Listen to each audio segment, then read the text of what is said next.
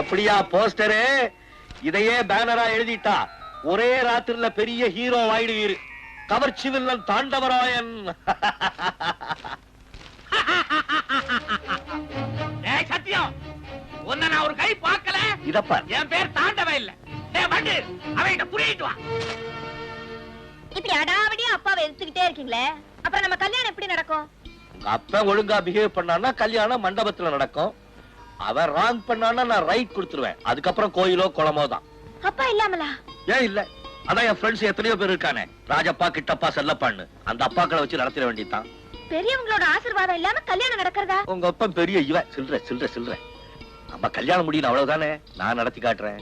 நீங்க இப்படியே சொல்லிட்டு இருங்க, அவர் வேற இடம் பாத்துருவாரு. வர்ற தை மாசம் கண்டிப்பா நடந்தே ஆகணும். கண்டிப்பா நடத்தியே வைக்கிறேன். உங்க சம்பந்தம் வேணும்னு பிள்ளை ஆத்துக்காரன் ரொம்ப எதிர்பார்த்துட்டு இருக்கா. பொண்ணு மாப்பிள்ள ஜாதகம் புகு பேஷா பொருத்திருக்குன்னு.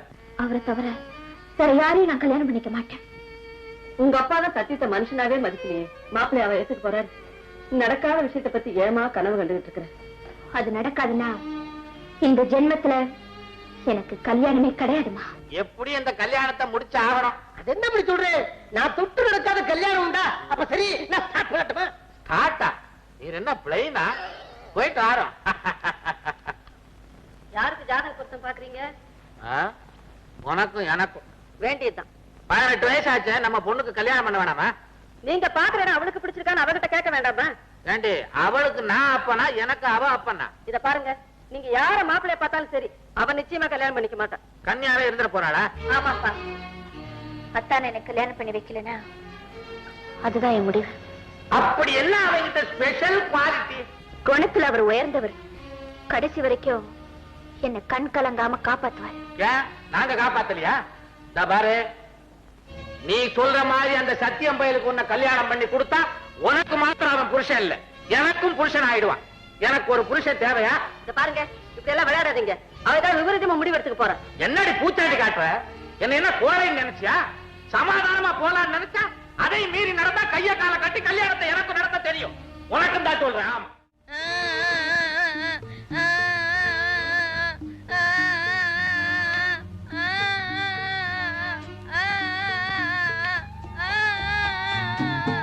ஏ அழுவுறாய்?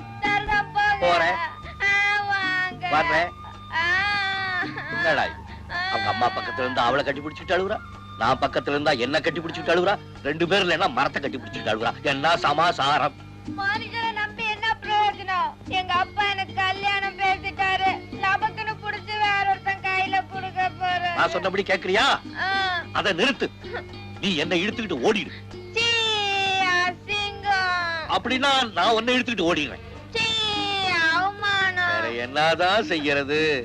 செய்ய வேண்டியதெல்லாம் நீங்க தானே. என்னால முடியலையே இப்போ, அதனாலதானே உன்னை கேக்குறேன். மாப்பிள்ள வீட்டுக்காரங்க வர்றாங்க. வர மாட்டாங்க. வர மாட்டாங்கன்னா எப்படி? கைவச ஐடியா இருக்கு, அன்னைக்கு விடுறேன். சரி சரி. அழுமூஞ்சி பயப்புள்ள வாயில எறும்பள்ளி போடுறான்.